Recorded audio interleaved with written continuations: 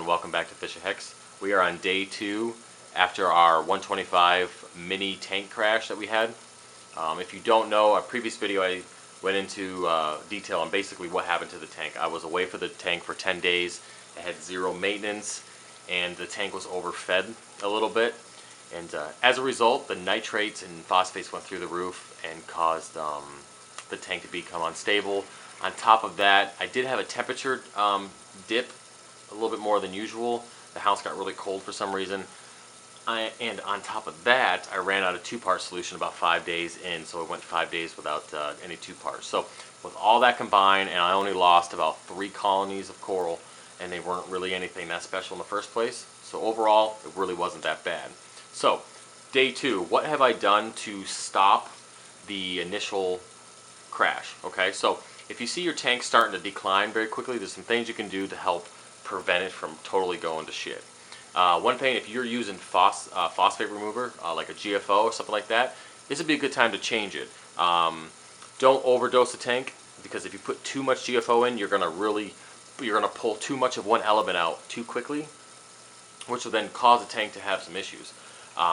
That's just what I found in the past. I like to remove nitrates and phosphates kind of at the same rate. It just depends. Because I have 2 elements here on moving nitrates. The cheato, morphine, the macroalgae, and the biopellet reactor really pull out a lot of nitrates. And then the GFO in general is what I use to combat the phosphates, if any, on a normal basis, on top of skimming, of course. But so I go ahead and I changed the phosphate. I put in 1.5 cups. I kind of stick between that and 2 cups. The tank seems to be happy at that rate. So I went ahead and changed that, and while I did that, I changed to carbon.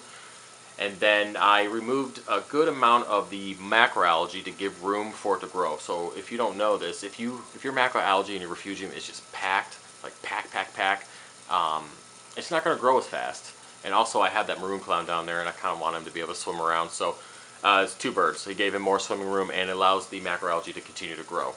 And plus, the cheato doesn't, I guess, it grows pretty quickly, but I like to grow the caulerpa, the type of caulerpa that I have there on the bottom right-hand side. That seems to grow a lot faster, and then, of course, the faster you can grow macroalgae, the more you can remove from the water. So I went ahead and did that, which seems to, it seemed to kind of slow things down a little bit. What I also did is I changed to how I'm skimming. I usually do like a dry kind of wet skim. I changed it into a pure wet skim. Basically, I'm changing that skimmer cup every day now.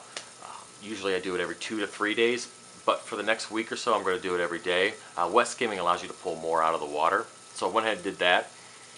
And I also refilled the alkalinity and calcium. I haven't checked the levels yet, because it takes about a week or so for the levels to really stable whenever you make a change. So if you make a change to your dosing regimen, there's no reason to check it the next day. You need to wait a week to really see how the tank reacts to that change. So since we've had lower levels than usual, I will continue to dose as normal, but I will check it in about 4 or 5 days to see where we're at, and then I'll make adjustments from there.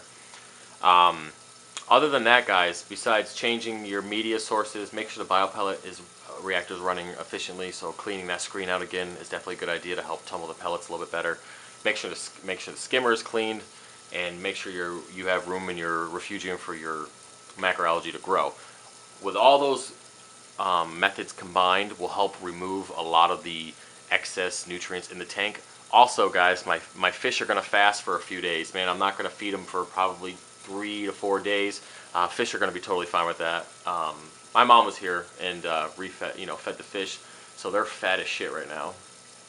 And usually I don't feed them that much, hence the issues that I've had. So, but she's new. She doesn't know anything about reefing, and this was a last-minute thing. I said, "Hey, Mom, go feed the fish." And I said a pinch, and our definition of pinches of food are obviously a little bit different. So, it is what it is, and we're going to move forward on it. Other than that, guys, the tank seems to do better. I haven't done the water change yet. I've been working all day. Got back from Pittsburgh. I haven't had time to really sit down and do much on the tank. So the water is actually filling up now from the RO system, and I will do that water change tomorrow evening, which will be a 20-gallon. And during that time, I will also scrape the glass. I don't think I'm going to scrape the back glass right now, because I really do have a lot of coralline, and I kind of want to go for that look now. But I will go over with a brush to get any of the brown algae off that is back there. So I'll be razor blading the sides and the front glass tomorrow and doing that water change. And I will also be switching out the clownfish at that point. I'm going to put the Clarkies in the Zeova system and move the mated pair of black Ocellaris clowns into the main tank. So I'm pretty excited about that. They're very beautiful fish, and I hate to have them in the fish room / closet because you can't enjoy them. All right, and Clarkies are cool, but they're ugly as shit, and you know, it's just the way it is.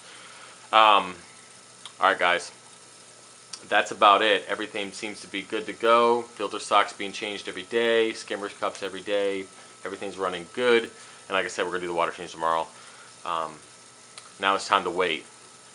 That's the problem. You know, you kind of mess up. You gotta wait, and we're gonna wait about a week or two, and then we're gonna start going back to our normal food dosing. The fish will start getting fed every other day. The eel will start getting his regular silver sides and krill and all that stuff. But for right now, they're all going to be chilling and burning off all that excess fish fat that they got over the week. Anyways, I appreciate you guys watching the video. I hope it was helpful to a certain extent.